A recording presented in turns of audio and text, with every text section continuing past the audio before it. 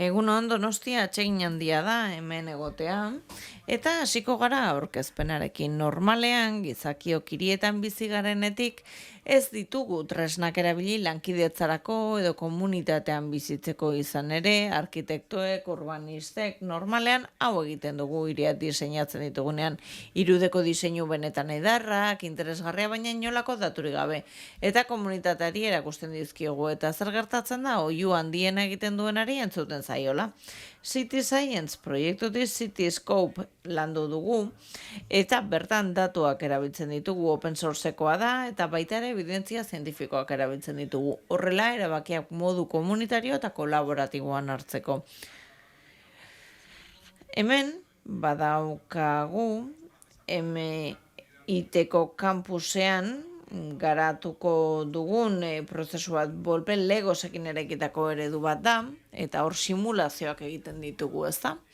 Horrez gain, erabili ditugu, ere koloretako tag batzuk, QR antzeko batzuk koloretakoak, etiketekin identifikatuta daude, eta horrela identifikatu ditzakegu profilak, zer nolako mugikortasun duten, zer nolako jokabide dituzten, nola erabiltzen dituzten hiri zerbitzuak, eta legoekin jolasten gara, ikusita ea zer gertatzen den, Worldpin adibidez, gazteentzako etxe bizitzak egiten baditugu. Nola neurtu hori adierazle batzuk sortu ditugu, erradar hau erabiltzen dugu, eta adierazle sozioekonomikoak dira, ekologikoak, eta lotuta daude ere garapen jasangarrirako helburuekin. Heatmap hauek sortu ditugu, edo pero mapak berdea ona, gorria txarra, hori nik ere ulertzen dut.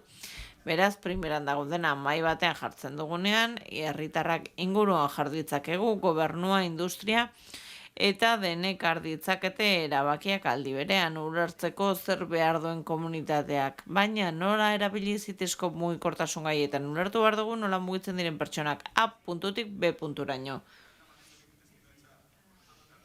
Jatorriaren matrize bat da hau, helmugaren eta jatorriaren matrize hemen ikus ditzakegu, Andorran urdinez frantsesak, zuriz beste nazionalitateak, eta datu horiek guztiak energia datuekin lotzen ditugunean, sareekin eta abarrekin ulertzen dugu jendea nola mugitzen den eta zergatik mugitzen den.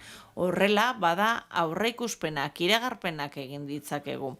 Zer gertatuko lirateke mugikortasuna aldatuko balitz, dendak aldatuko balira, turismoaren inpaktua aldatuko banu, pandemia iritsi zenean Andorrako proiektuan pres geunden, mugikortasun datua pandemiaren datuekin lotu ahal izan genituelako.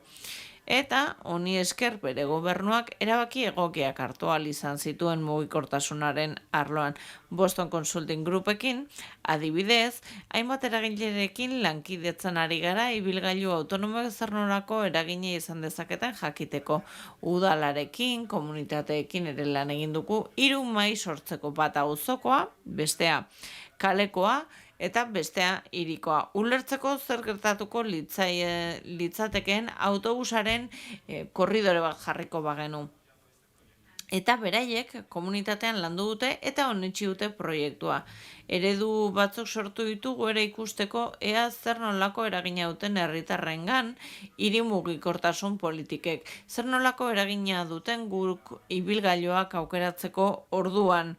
San Frantziskon ere azertu dugu adibidez non jarri paketegintza biltegiak horrek zer nolako eragina duen adibidez sortzen diren autopilaketetan.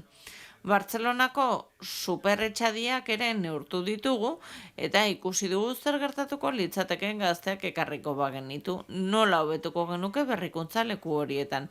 Eta baita ere Parisen sortu dugu Cityscope bat ulertzeko nolako izango litzateken mugikortasuna adibidez Champs-Élysées inguru horretan. Eta orain dena online ere egin daiteke. Datuak hartzea badakigu konplexua dela, telefonoaren datuak ere konplexua dira. Beraz, datu irekiak erabiltzen ditugu erroldakoak, estatu batutakoak, eta horrela estatu batuetako ia edozein hiritarako ereduak sorditzakegu. Hori da gaur egun nola erabili dugun, baina galdera da nola erabili ezakegun Cityscope etorkizunean mugikortasuna elkarrekin sortzeko. Eskerrik asko zuen arretagatik.